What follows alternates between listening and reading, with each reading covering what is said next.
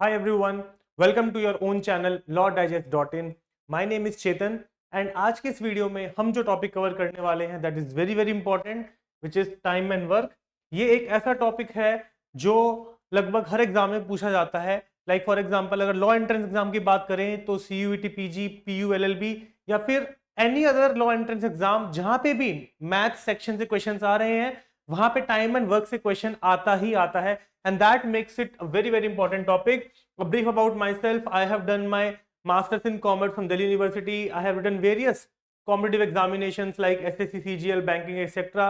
I have a work ex of 1.5 years with CAG as an assistant audit officer, and I have written UGC NET CAT examinations and I have scored good percentile in those examinations. So आज के video में I'll try to give you a good overview about the chapter. We will discuss some questions. You will get a good idea about the chapter and the level of questions, difficulty level जो पूछा जाता है law entrance examinations में. Apart from that you can visit the website www.lawdigest.in. On that website you will find all our courses और courses में ये सारे ही टॉपिक्स बहुत डिटेल में कवर हैं अलॉन्ग विद डिफिकल्टी लेवल भी जो है क्वेश्चंस का वो भी 3 पार्ट्स में डिवाइडेड है in the course easy, moderate and difficult. Now let us look at this question number 1.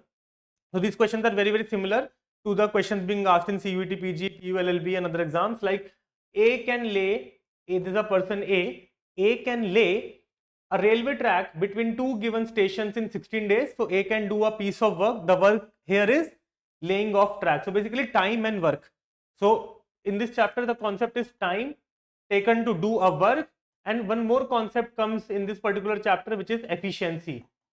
And time and efficiency are inversely related. Like if you are taking more time to do a work, then you are less efficient, but if you are taking less time to do the same work, you are more efficient. Okay, so we can compare efficiency of two people, two employees, etc, etc. So A can lay a railway track between two given stations in 16 days. So A जो है वो काम कर रहा है कितना 16 days में, and B can do the same job in 12 days. और B उसी काम को 12 days में कर लेता है. Now who is more efficient? Can you tell me? Sir, B is taking lesser number of days, so B is more efficient, more productive. Yes. Now with the help of C, they did the job in 4 days only. With the help of C का मतलब, so A plus B plus C अगर तीनों एक साथ काम कर रहे हैं तो obviously कम टाइम लगेगा ना, मिलके काम करेंगे तो. So they are taking only 4 days. This is the information being given to you. Now the question is, C alone can do the job in how many days? आपको पता है A को कितना टाइम लगता है अलोन, B को कितना time लगता है अलोन, लेकिन आपको निकालना क्या है, C alone will take how many days to complete the work. This is what you are required to calculate. तो कैसे करेंगे इस क्वेश्चन को? करने के बहुत तरीके होते हैं time and work. You have a simple equation method, unitary method, जहां पे हम वर्क को, टोटल वर्क को 1 मान के कर सकते हैं. परसेंटेज मेथड होता है जहां पे टोटल वर्क को हम 100% मान के भी कर सकते हैं. डिफरेंट मेथड्स होते हैं, बट सारे मेथड्स तो मैं अभी आज की क्लास में आपको नहीं कराऊंगा. वो सारी चीजें कोर्स में डिटेल में कवर्ड है. यहाँ पे मेरा ऑब्जेक्टिव है आपको एक आइडिया देना क्वेश्चंस कैसे हैं, और मैं आपको एक बेस्ट अप्रोच बताऊंगा हर एक क्वेश्चन की. तो जैसे ऐसा कोई इस टाइप का जो क्वेश्चन होता है उसकी बेस्ट अप्रोच होती है LCM मेथड. वो थर्ड मेथड होता है. एक होता है यूनिटरी, एक होता है परसेंटेज, एक होता है आपका LCM मेथड. तो LCM मेथड फास्टर होता है ऐसे क्वेश्चन को करने के लिए. तो उसमें करना क्या होता है, like you have A, you have B and you are given data about A plus B plus C. ये आपको डेटा गिवन है, पहले आप इसको लिख लो. अब आपको लिखना होता है time. So A is taking 16 days, B is taking 12 days alone, और तीनों साथ में करते हैं तो 4 days. Now what we have to do, we have to take the LCM of these 3 times. तीनों का LCM ले लो, इसीलिए इसको LCM मेथड भी बोलते हैं. तो 16, 12 और 4 इन तीनों नंबर्स का LCM होता है 48. LCM निकालना आपको आता होगा, ठीक है. तो इट इज 48. नाउ अब आप मुझे बताएंगे 16 को किस नंबर से मल्टीप्लाई करें कि हमें 48 मिलेगा. तो आप बोलोगे सर 16 इंटू 3 से मल्टीप्लाई करोगे तो 48 मिलेगा. या मैं +3 लिख रहा हूं. +3 मतलब ये पॉजिटिव वर्क है. मतलब ये +3 का एक और मतलब है कि अगर A को 16 डेज लगते हैं 48 यूनिट्स, तो ये जो आपका LCM आ गया ना, this is you can assume to be total work. इसको आप टोटल वर्क मान सकते हो कि 48 यूनिट्स हमारा टोटल वर्क है LCM मेथड में. तो अगर A को 16 डेज लगते हैं 48 यूनिट्स को कंप्लीट करने में, तो 1 डे में कितना करेगा 3 यूनिट्स. तो 1 डे में A का वर्क हो गया 3 यूनिट्स. सिमिलरली 12 को कौन से नंबर से मल्टीप्लाई करें कि 48 मिलेगा, आप बोलोगे सर 4 से मल्टीप्लाई कर दो. तो सिमिलरली B एक दिन में कितना काम कर रहा है 4 यूनिट्स. और 4 को किस नंबर से मल्टीप्लाई करें कि 48 मिलेगा, आप बोलोगे सर 4 इंटू 12. तो इसका मतलब +12, तो A plus B plus C 12 units कर रहे हैं एक दिन में। अब आप मुझे बताना कि 12 का मतलब क्या है कि A plus B plus C जो है वो एक दिन में 12 यूनिट्स ऑफ वर्क कर रहे हैं।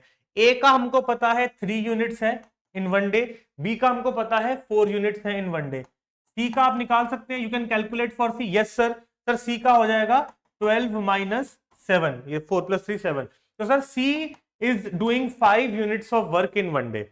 अच्छा, टोटल वर्क कितना है सर 48, तो C को कितना टाइम लगेगा in doing the work alone? So total work divided by the work done by C in one day 48 by 5. So that is the time which will be taken by C.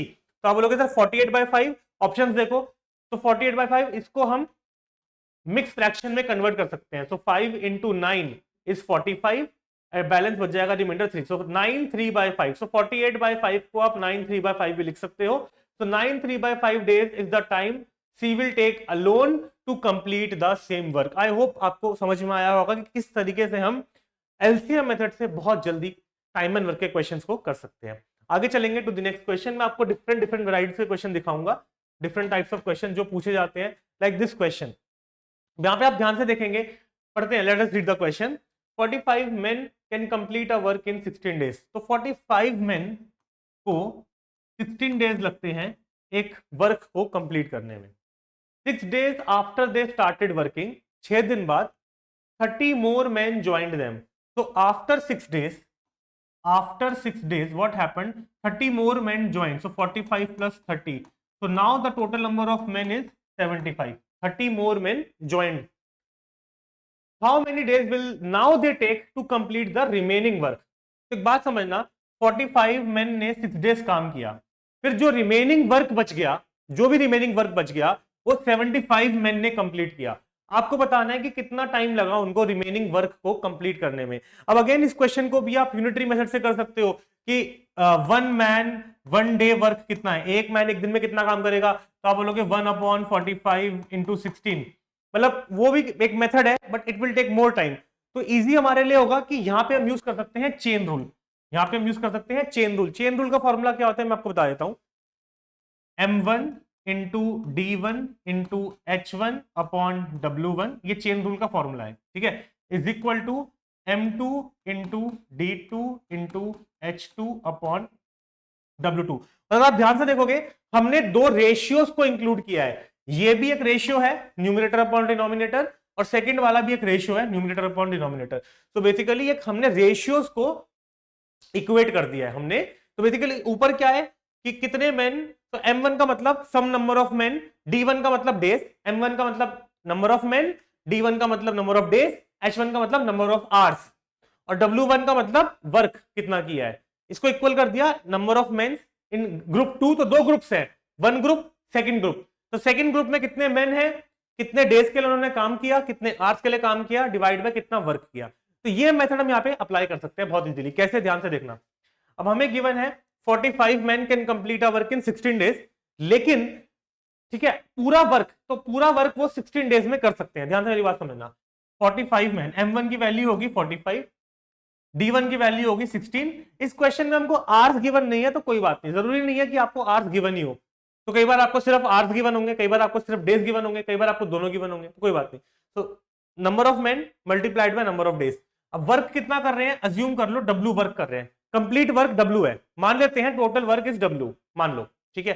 उसके बाद लिखा है 6 days after they started working 30 more men join them, it is equal to, अब M2 की value क्या होगी, 30 more men join, तो 45 में 30 प्लस कर देंगे, तो now number of men is 75।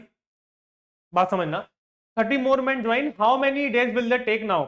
अब उनको कितना टाइम लगेगा रिमेनिंग वर्क को कंप्लीट करने में, मुझे नहीं पता कितना टाइम लगेगा, मैं मान लेता हूं उनको n डेज लगेंगे रिमेनिंग वर्क को कंप्लीट करने में। लेकिन रिमेनिंग वर्क है कितना, यहां पे डिनोमिनेटर में मुझे वर्क 2 लेना है, वर्क 2 क्या है, रिमेनिंग वर्क। तो यहां पे आपको थोड़ी सी कैलकुलेशन करनी पड़ेगी कि 45 मैन, मेरी बात समझना, 45 मैन 16 डेज में, ठीक है, पूरा वर्क कंप्लीट कर रहे हैं, बात ध्यान से समझना, ठीक है। तो 6 डेज में वो कितना काम करेंगे, 6 डेज में वो कितना काम करेंगे, आपको ये निकालना है। तो इसको आप ऐसा समझ सकते हो कि 45 मेन जो है वो 1 डे में कितना काम करेंगे। आप बोलोगे 1 डे में वो W/16 करेंगे, बिकॉज 16 डेज में 16 डेज में वो पूरा काम कंप्लीट करते हैं, तो 1 डे में वो W/16 वर्क करेंगे। और मैं आपसे पूछूं 6 डेज में उन्होंने कितना काम किया होगा? उन्होंने 6 दिन काम किया है, तो 6 डेज में कितना काम किया होगा? आप बोलोगे सर W/16 6 से मल्टीप्लाई कर दो, तो उन्होंने काम किया होगा, दिस इज 3, इसको कैंसिल आउट करोगे तो दे हैव वर्क 3W/8। 6 दिन में उन्होंने 3/8 वर्क किया होगा, 3/8। 16 डेज में तो पूरा वर्क करते हैं, बट 6 डेज में 3/8 वर्क किया होगा। रिमेनिंग वर्क कितना है मुझे ये बताओ आप। रिमेनिंग वर्क आप बोलोगे सर W में से माइनस कर दो, W माइनस 3/8W, तो रिमेनिंग वर्क हो गया 5/8W। So that is the remaining work which will be done by, that is the remaining work which will be done by 75 men in n days. Remaining work is 5/8W। तो ये equation आप यहां पे बना सकते हो। यहां से अब हम n की वैल्यू निकाल सकते हैं। सिमिलरली आप एक और इक्वेशन भी बना सकते थे, तो भी आपको आंसर मिल जाता। वो क्या होता कि 45 men 6 days 3/8/W, दोनों कोई भी इक्वेशन आप बना सकते थे, 75 into n, दोनों से ही आपको आंसर मिल जाएगा। बिकॉज बेसिकली ऑब्जेक्टिव है, ये रेशियोज है, रेशियो ये इक्वेट करनी होती है कि 45 मैन अगर 6 दिन काम करते हैं, मेरी बात ध्यान से समझना, 45 मैन जो है अगर ये 6 दिन काम करते हैं तो 3/8W वर्क कंप्लीट करते हैं। 75 मैन कितने दिन काम करें कि 5/8W वर्क हो। तो दो इक्वेशंस हैं, दोनों से ही आपका सेम आंसर आएगा। आप चाहे फर्स्ट इक्वेशन से सॉल्व करो, चाहे आप सेकंड इक्वेशन से सॉल्व करो, it will not make a difference. ठीक है, किसी से भी कर लो, मैं फर्स्ट से कर देता हूं। तो यहां पे आपको n की वैल्यू निकालनी है। ठीक है, तो पहले तो W से W कैंसिल आउट हो जाएगा, कॉमन है, दोनों से कैंसिल हो जाएगा। अब आप इसको सॉल्व करोगे तो n की वैल्यू कितनी आएगी? 45 into 16, ये 75 डिनोमिनेटर में चले जाएगा, एंड देन 5/8 आपका ऊपर न्यूमिनेटर में आ जाएगा। तो इसको कैंसिल आउट करोगे कैसे? 15 into 3, 15 into 5, देन आपका 5 से 5 कैंसिल आउट हो जाएगा, and 8 into 2।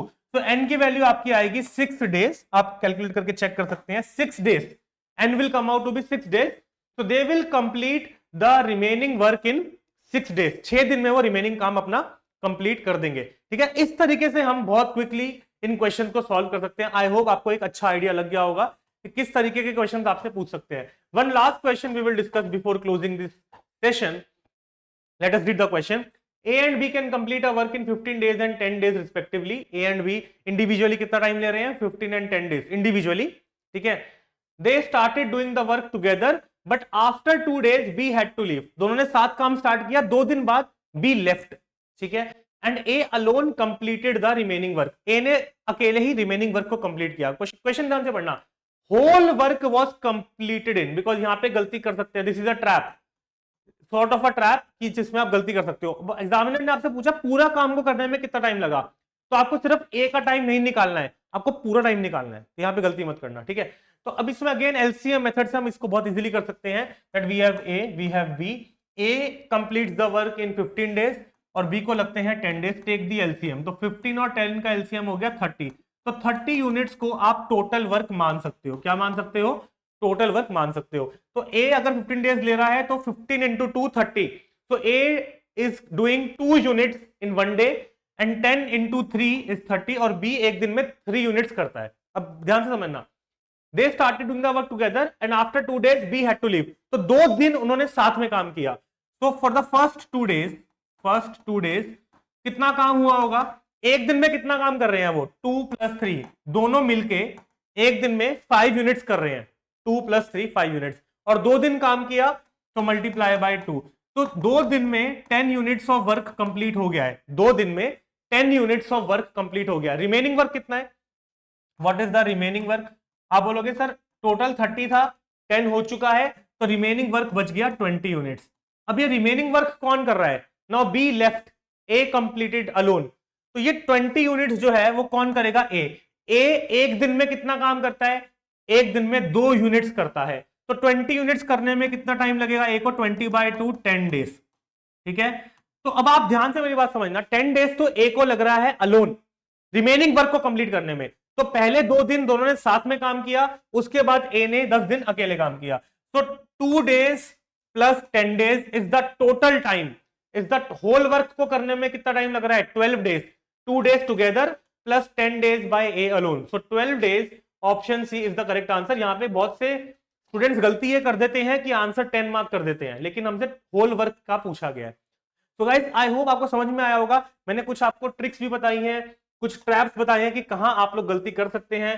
So I hope you must have enjoyed the session. Session पसंद आया हो तो please do hit the like button, subscribe to our channel अगर अभी तक नहीं किया है। इसके अलावा do share this video with others and I would like you guys to post your comments below the video, your feedback, your suggestions, and you can also let me know कि कौन से और टॉपिक पे आप चाहते हो मैं video बनाऊं, या कुछ भी आप जो भी आपके मन में है, जो भी आपका ओपिनियन है, आप शेयर कर सकते हैं।